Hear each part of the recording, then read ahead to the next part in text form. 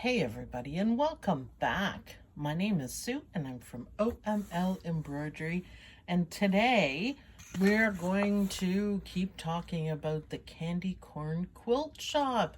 I wanted to show you guys how much progress I've made stitching. So far this one right here is my favorite one. Now, it's 3D. I don't know how I can show that to you guys to see. It's puffy and it's soft and I just love it. And it says sit and stitch a spell. So that one's done. We have our pumpkin pin cushions, which are super cute. And another one. And one more. And yes, I did use silver metallic thread. And it looks fantastic. I really like this one. These are the thimbles, and it's shiny, kind of leathery vinyl stuff, and a little stem, which I use my nice bright green thread on.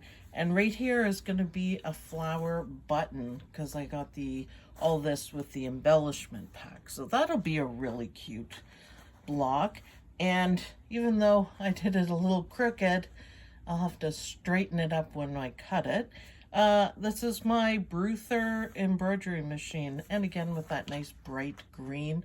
This is leather that comes with the embellishment kit, and that's a cute block too. Now this is my bookcase, which I think is super cute. And on the bookshelf, we're going to be doing, with the embellishment kit, the bolts of fabric. So this is a jelly roll, and these are all the fat quarters, and a little spider in the corner. And of course, his spider web down at the bottom.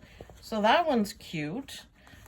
Show and share if you dare. With sparkly flower stuff. Can you see the sparkles? Hopefully you can. Super cute.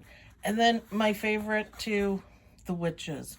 Now they look kind of funny like this, but remember, we're going to be putting quilts in there. And let me show you the quilt. I did sew the quilts together, but look, isn't that cute? Now that looks cute.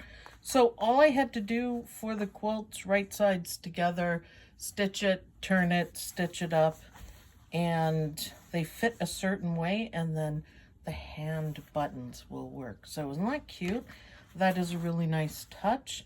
This is going to have a little dress on the bottom. I love it. Love the green. And broom parking only. All others will be stitched in the ditch, which is awesome. Here lies an unfinished quilt. May it rest in pieces. These ones turned out great. I love it. Okay, we stitched this one out. Eek. Love it. Home Sweet Haunted Home and Boo.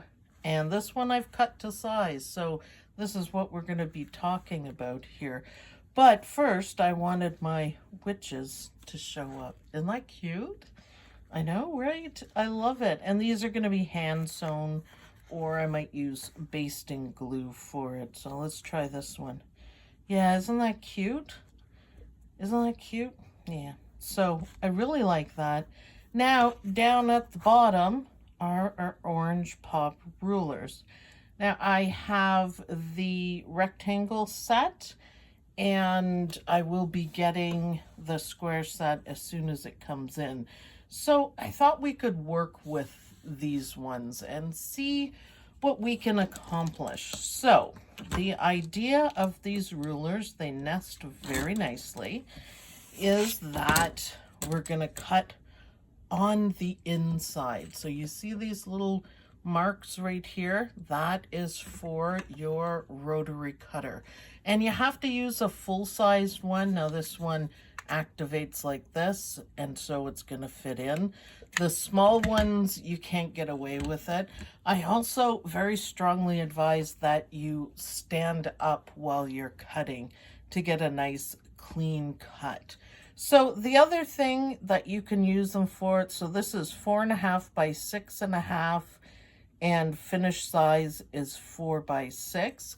However, the outside of it, I'm just measuring right here, the outside of it is 8.5 by 6.5. So you can still use the outside of it. I haven't seen anybody say that or use that, but you certainly can. It's still a ruler. The other thing that's really handy is to have a cutting mat that turns, so you keep everything lined up. So yeah, don't forget, these are rulers. These are nice and thick, nice and sturdy.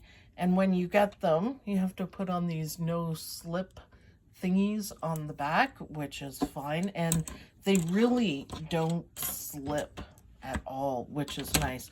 And again, they nest nicely, but they stay there. So multifunction rulers as far as I'm concerned.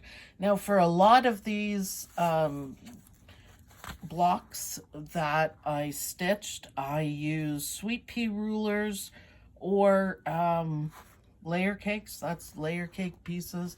They are a bit big, but that's okay. It saves me so much time.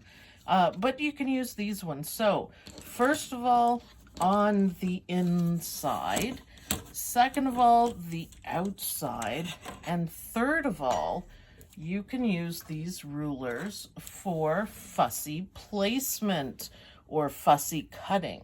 So these big, beautiful designs. So if I wanted this bat guy in the middle, he's my focal point, all you have to do is line it up, and there's markings. It's hard for you to see, but there's an arrow on each side.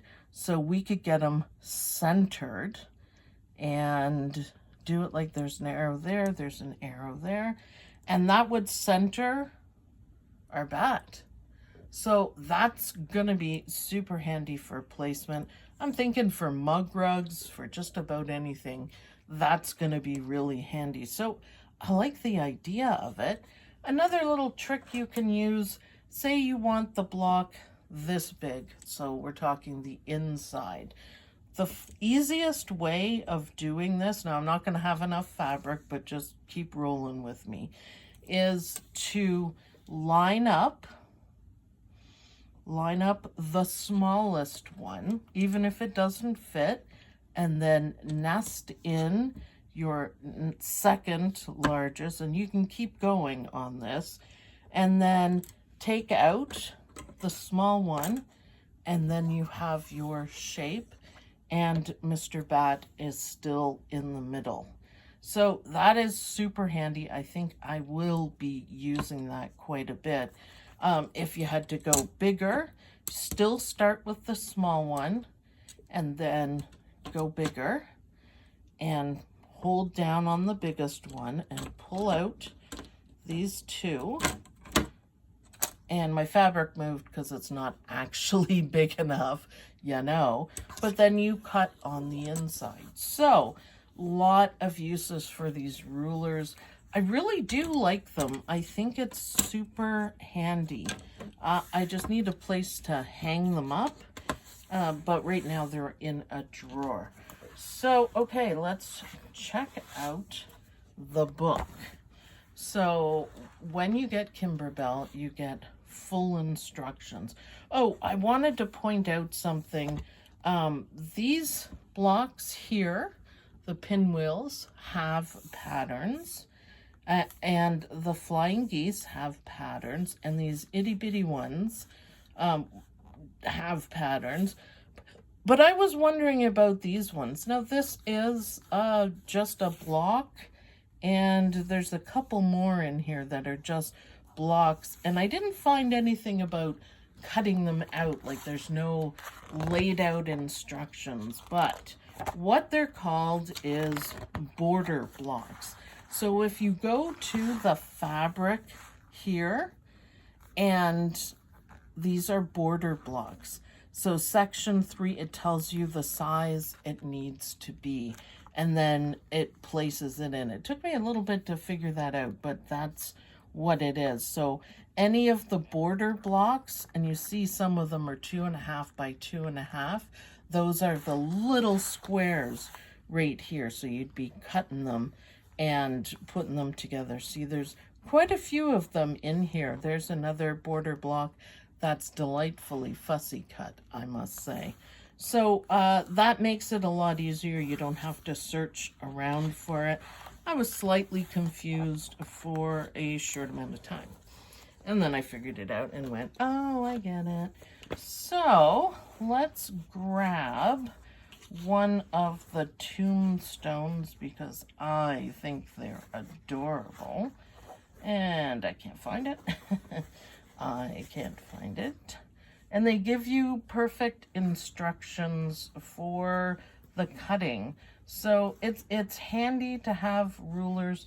Frankly, I don't think you can ever have too many rulers, right? It's handy. And you can use them for many other things. Like I said, fussy cutting or fussy placement, I think would be the best. So another thing I'd like to point out is this one, I fused a backing on there and it's cutaway. I fused it and I hooped both with a stabilizer, just the no-show mesh stabilizer, and I still got puckers. I'll be able to deal with that, but I want to show you how I ended up doing the rest of them. So for example, this one it's got a tiny bit, but you won't ever notice it. And I did the fusible backing, iron it on, and then I used a bit of Heat and Bond Light and fused it again to my no-show mesh cutaway. And that made each block come out better. Only takes a minute to do, and I really like it. I really do. So we're not going to use those. Now look, I have my book right here. Can you see my book? So I'm following the instructions, and they show you right here that we're using the smallest ruler and how to trim it. So let's do that, why don't we? And what you do is you're not worrying about the fabric or anything around the outside. What you're concerned about is what is in the inside. So you visually center it like this. That is about in the middle. And if you're really particular about it, you could take the mini ruler that comes with it and you can measure to make sure everything's even. But don't forget there's lines on it. I know it's hard for you guys to see the lines. And there's arrows to show. And I think, you know, one thing you can pay attention is that the design is straight. So you could line up your ruler like this and line up the design and shift a little bit. So, okay, my design is now straight. You could do that with the bottom, and I'm holding it with my one finger so it doesn't move. And then you can line it up, and we're not going to be all that worried that the design is crooked. Sometimes I find that my brain is sideways and I don't really make straight lines. So for mine, I just squeeze this, and then we're gonna put it in the indentation right there so we get nice corners, and press and go all the way up, and you should get a nice cut. Now, if I had my turny one, then I would turn it, but I don't, and you'll see why I recommend it for sure. It's a lot easier to do if you just turn it and you keep a hold of it, but I'm going to muddle through. and get it right in there. And of course, always take your time. So last one, I'm gonna hold it a little bit higher there. Last one, and there we go. And now, okay, because I didn't have my turny thing, and I also think I need a new blade, which I couldn't find. So not all the fibers went through. That's okay, that's okay. Again, make sure you're standing up when you're cutting with the rotary cutter. So there's one or two little pieces that I didn't cut through. So now the best part of this is when you go to sew it together, they're perfectly the same. Right sides together, 1/4 inch seam, and everything is going to come out straight. So that is a huge benefit for having these rulers. Now, if you're an accomplished quilter or sewer, you could muddle through, but for me, unless the blocks are perfectly done, it's not gonna work. But see how perfect they are? You can't see the last one, but that's how it's gonna go. And that's how all of my blocks are gonna be put together, and nice and straight. So again, I would flip them like this, and I'm gonna line everything up as close as I can. Now I have a little bit of stabilizer sticking out, so I kind of missed it on the cut. I'm gonna cut it carefully, and I'm gonna pin it, and then I'm gonna stitch them together using the 1/4 inch foot. So you get a perfect line, and if you put the 1/4 inch foot along here, you're done. And you will be surprised at how awesome this quilt is going to turn out, because everything's straight. I love it. So that is a quick run through for my vlog on how you cut everything. And how perfect it is. I do recommend them, especially if you're doing Kimberbell quilts. It just makes everything so easy for so many reasons. And remember to use the outside, and also remember to fussy cut or fussy plates for different things if it's a close enough size. It's pretty standard sizes, so you should be okay with that. When I get the squares in, we'll try working with the squares. But yes, I do recommend them. You can never have enough rulers, in my opinion. And these rulers are the right rulers for the job. And that makes everything so much better. So thanks everyone for listening and watching to my vlog and getting updated on all these blocks. I am going to cut out carefully some border blocks and put the pinwheels together and cut the rest of them up. So I'll see you guys in the next video. Bye!